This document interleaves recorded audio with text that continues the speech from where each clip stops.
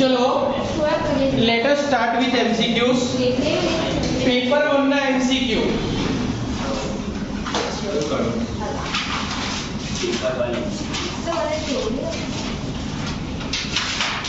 કાલનો લેક્ચર નો વિડિયો મેં ગ્રુપમાં મૂકી દીધો છે એટલે જે નતા એ આખો જોઈ લે. પોઈન્ટ નંબર 1, દરેક વર્ડ પર ધ્યાન. બીજી બધી એક્ટિવિટી પર કશું લખવાનું નથી હમણાં. Geeta received 950 sets and paid 13 lakh for custom duty of delivery. तो गीता कौन हसे? Consignee. Miss Geeta sold 750 sets for 9 lakh and earned a commission of 54,000. Insurance company did not pay any claim for loss during consignment. Closing stock valued 1,84,391. Calculate profit or loss on consignment. Consignment નો profit કે loss find કરવાનો છે. તો randomly consignment account બનાવી દેવાનો. MCQ છે એટલે columns તો આપણે આપણી રીતે વિધાઉટ પેન્સિલ પાડી દેશું તો બી ચાલશે. દરેક વર્ડ પર ધ્યાન, કશું લખવાનું નથી. પેન કે પેન્સિલ બી હાથમાં ના જોઈએ મારે કોઈના. चलो 950 सेट्स रिसीव કર્યા. કેટલા રૂપિયામાં? 13 લાખ. તો કન્સાઇનમેન્ટ માં to goods sent on consignment કેટલા આયા? 13 lakh. For custom duty and delivery, Geeta is paid 13 lakh for custom duty and delivery. Miss Geeta sold 750 sets for 9 lakh. તો સેલ્સ આવે તો બાય કન્સાઇની સેની અમાઉન્ટ લખી? સેલ્સ કેટલા? ઇન્કમ હતી એટલે કઈ સાઈડ લખી? Credit. And earned a commission. Commission આપણે માટે તો ખર્ચો કહેવાય. તો ટુ કમિશન કેટલા? 54,000. તો ડેબિટ સાઈડ લખ્યો. અહીંયા લખાય ટુ કન્સાઇની બ્રેકેટમાં કમિશન.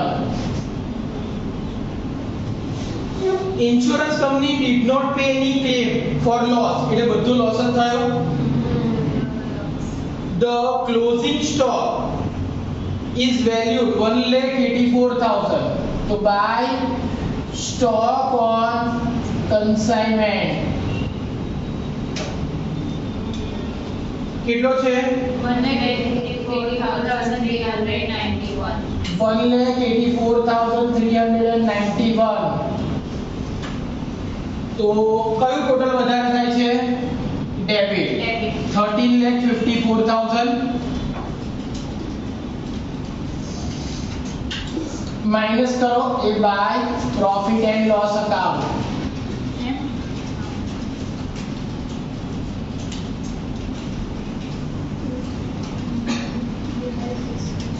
$2,69,609. 2,69,609. તો આ આન્સર આપણો જોઈએ. આ દાખલામાં એક મિસ્ટેક છે જે અહીંયા નથી લખી. બાય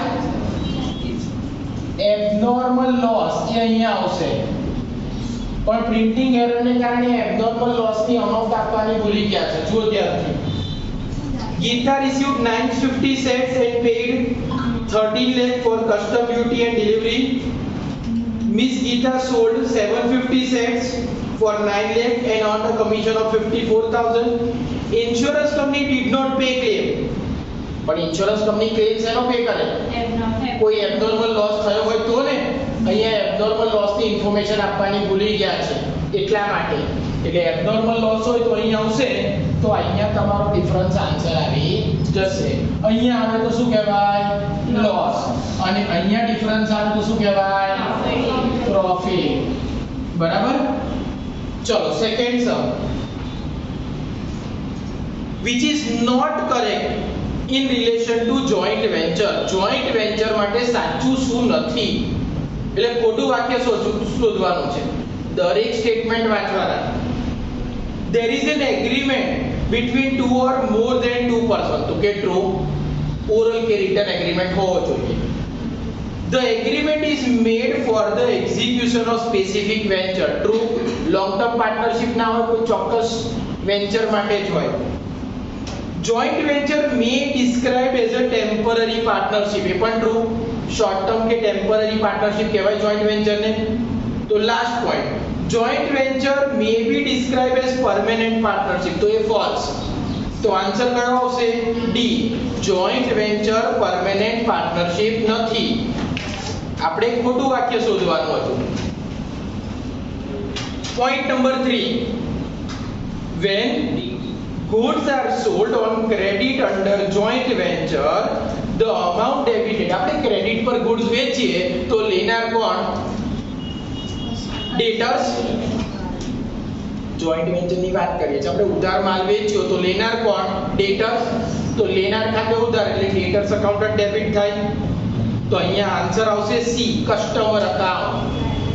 કસ્ટમર નું બીજું નામ શું કહેવાય? ડેટર્સ.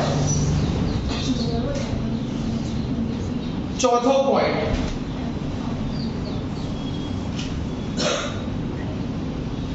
Chetan of Bangalore sent goods costing 30,000 to Taswant of Mumbai. ચેતન કોણ થયો? કન્સાઇનર. તાસવંત કોણ થયો? કન્સાઇની. Freight and insurance paid by consignor કેટલા? 1000. Consignee's expense 2000. 4/5 of the goods were sold for 30,000. કેટલો goods વેચ્યો? એટલે કેટલો ક્લોઝિંગ સ્ટોક આવે? 1/5. Commission is 2% on sales. The consignee want to settle the account. consignee એ પૈસા ચૂકવી દેવા છે. With the help of bank draft. The amount of draft will be. તો consignee એ કેટલા રૂપિયા કન્સાઇનર ને આપવાના? તો આની અંદર આપણે કયું અકાઉન્ટ બનાવવાનું છે? કન્સાઇની અકાઉન્ટ. કન્સાઇની અકાઉન્ટમાં કયા કયા ટ્રાન્ઝેક્શન આવે? જે ટ્રાન્ઝેક્શન કન્સાઇનર અને કન્સાઇની વચ્ચે હોય. તો સૌથી પહેલા ગુડ સેન્ટ ઓન કન્સાઇનમેન્ટ ના આવે, કન્સાઇનર એક્સપેન્સ ના આવે. કન્સાઇની એક્સપેન્સ કેટલો થયો? 2000. એની એન્ટ્રી યાદ કરો. consignment account debit to consignee account. તો consignee ની ક્રેડિટ સાઇડ બાય consignment. કેટલો ખર્ચો હતો? 2000. 4/5 of the goods sold for 30,000. Cells ની એન્ટ્રી. માલ વેચ્યો, કોણે વેચ્યો? consignee. તો પૈસા લેનાર કોણ? consignee. તો consignee account debit to consignment account. તો consignee ની ડેબિટ સાઇડ ટુ consignment કૌંસમાં સેલ્સ કેટલા? 30,000. Commission 2% on sales. સેલ્સ ના 2%. કમિશન 30,000 ના 2% કરો 600. તો 600 રૂપિયા કમિશન મળશે. આપણો ખર્ચો consignment account debit to consignee account. તો consignee ની ક્રેડિટ સાઇડ બાય consignment. આ શેના આયા? કમિશન ના કેટલા? 600. આ કયા હતા? એક્સપેન્સ ના. તો હવે કેટલા રૂપિયાનો ડ્રાફ્ટ આપવાનો? તો ટોટલ 30,000. 30,000 ઓછા 2600. 27,400. તો બાય બેંક અકાઉન્ટ 27,400. આટલાનો એને શું આપવાનો? ડ્રાફ્ટ. તો આન્સર આવશે C, 27,400. Question number 5. What is the purpose of creditor નથી, del creditor કર નાખો. Del creditor commission provided by consignor to consignee. Consignor to consignee. તો del creditor commission કેમ આપીએ? bad debt થી બચવા. તો આન્સર આવશે D, to secure the risk of bad debts.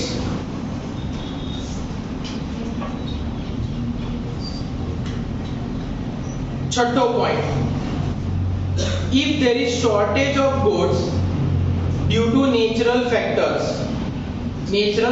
ને કારણે ગુડ શોર્ટ થઈ ગયો. કોઈ એક્ઝામ્પલ, પેટ્રોલ લઈ જતા હતા થોડું પેટ્રોલ ઉડી ગયું, તો એ કયો લોસ કહેવાય? Normal loss. The closing stock should be valued proportionately at higher price. The value of the remaining goods. તો એવું કેમ કર્યું આપણે? નોર્મલ લોસ ને કવર કરવા. તો આન્સર આવશે A, artificially inflated એટલે ભાવ વધારો કરવો, to cover the normal loss. Question number 7. Meena and Seema entered into joint venture by depositing 6,500 and 3,250 respectively into joint bank account. From the following details, goods bought 7,500, expense incurred 1,095, sales 9,000, unsold goods taken over by Seema for 270. તમારે શું શોધવાનું છે એવું નથી કીધું, but May B possible લખી રાખો, find profit ઓર loss.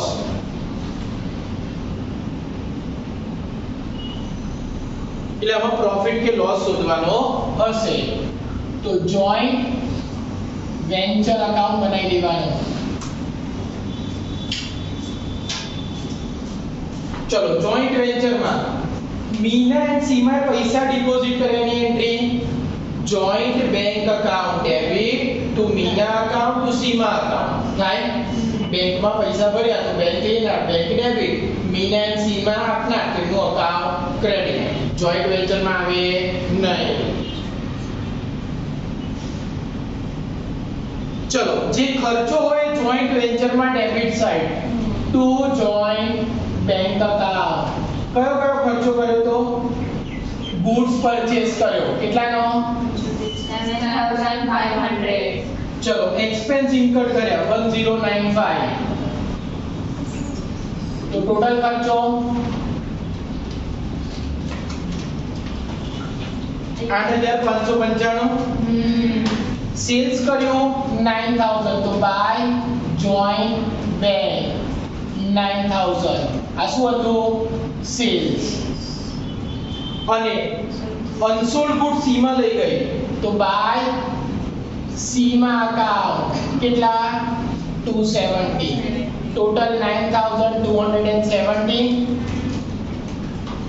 Income minus expense કરો એટલે શું મળશે? 675. જોઈન્ટ વેન્ચર પ્રોફિટ કેટલો આવ્યો? 675. તો આપણો આન્સર આવશે 675. આપણે પ્રોફિટ કઈ રીતે વેચાશે નથી કીધું, તો ઇક્વલ રેશિયોમાં. તો મીના અને સીમા વચ્ચે કેવો વેચાય? 1:1. 337.5. તો 337.5. તો આપણો આન્સર હતો પ્રોફિટ શોધવાનો 675. એવું બી પૂછે કે મીનાનો પ્રોફિટ કેટલો કે સીમાનો કેટલો, આપણે ગણતા. Question number 8. Mr. Rajiv sent 10,000 unit of goods at ₹20 per unit to Surat. રાજીવે ગુડ્સ મોકલ્યો. રાજીવ કોણ? Consignor. સૂરજ કોણ? Consignee. Mr. Rajiv spent 50,000 for insurance. કન્સાઇનર નો ખર્ચો કેવો ખર્ચો કહેવાય? ડાયરેક્ટ કે ઇનડાયરેક્ટ? ડાયરેક્ટ. એજન્ટ એટલે કે Rajiv took the delivery and bought goods to the godown after incurring 10,000 as carriage charges. કેવો કહેવાય? Direct expense. ગોડાઉન માં લઈ જતા પહેલાનો ખર્ચો. 200 units were destroyed in the agent's godown. destroy ક્યાં થયો? ગોડાઉન માં. એટલે કે કન્સાઇનર ને કન્સાઇની બંને ખર્ચો કર્યો હતો, માલ આવી ગયા પછી ડિસ્ટ્રોય થયો. કેવો લોસ કહેવાય? abnormal. An insurance company took a claim of 80%. Mr. Suraj sold 7,300 units at 30 each. Calculate the value of closing stock. શું ગણવાનું છે? Closing stock. તો સૌથી પહેલા ક્લોઝિંગ સ્ટોક ના યુનિટ ગણ નાખવાના. તો સેમ કેટલા યુનિટ હતા? 10,000. માઈનસ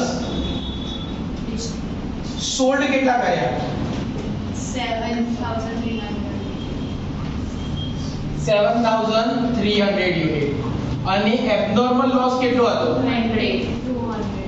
200 યુનિટ તો ક્લોઝિંગ સ્ટોક કેટલો આવ્યો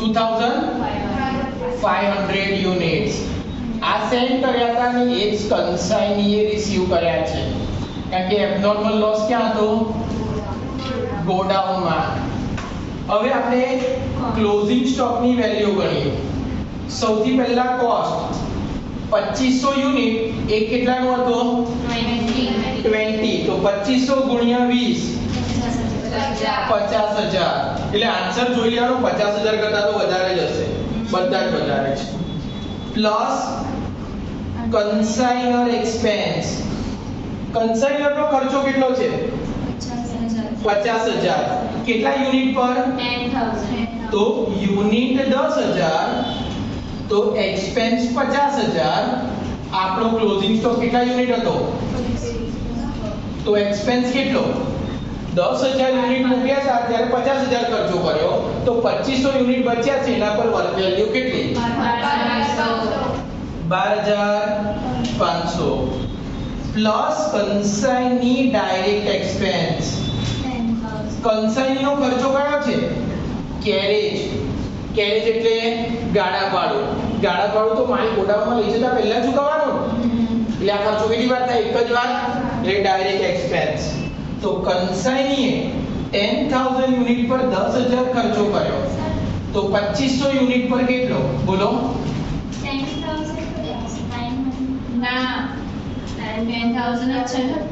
200 unit The godown after incurring 10000 is carriage charges. Carriage એટલે ગાડા ભાડું.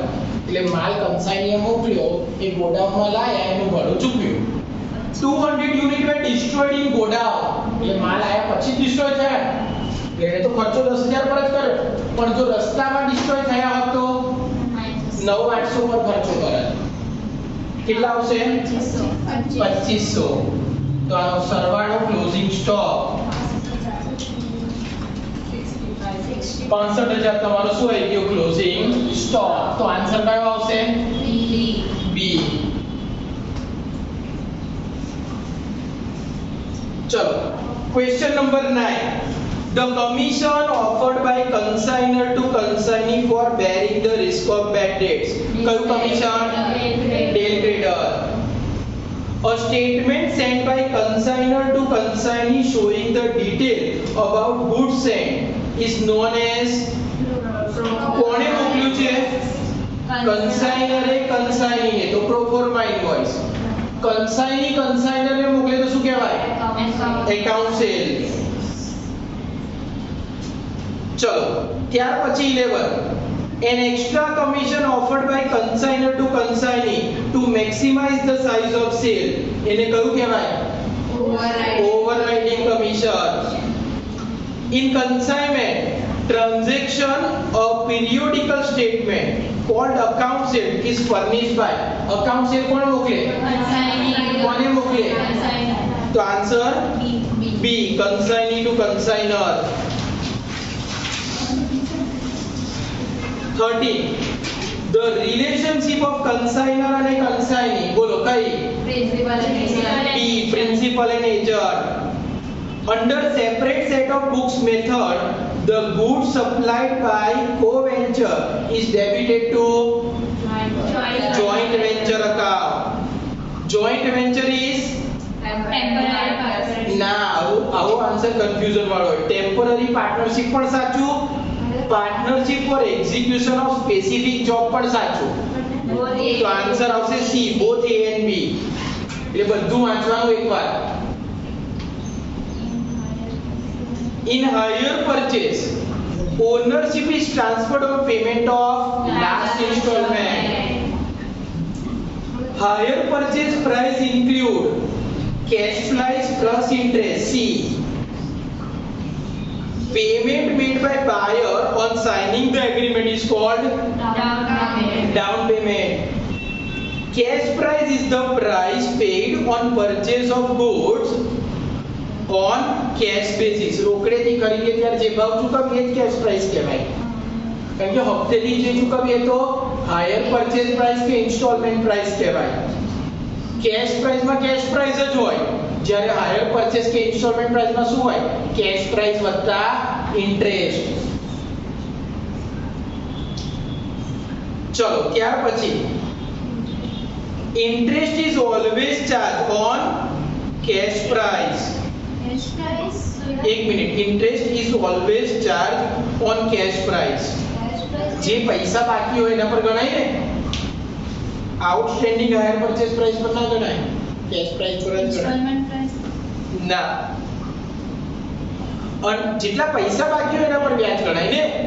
ઇન્સ્ટોલમેન્ટ પ્રાઇસમાં તો વ્યાજ ઇન્ક્લુડ છે, હાયર પરચેસ પ્રાઇસમાં પણ વ્યાજ ઇન્ક્લુડ છે. આપણે તો જેટલાની લોન લીધી હોય એના પર જ વ્યાજ ગણાય. એટલે યાદ કરો, ડાઉન પેમેન્ટમાં ઇન્ટરેસ્ટ નથી હોતું. એટલે અંદર વર્ડ છે ને કેશ પ્રાઇસ, એની ઉપર એક વર્ડ લખો આઉટસ્ટેન્ડિંગ. એટલે પ્રોપર વર્ડ આવે આઉટસ્ટેન્ડિંગ કેશ પ્રાઇસ પર.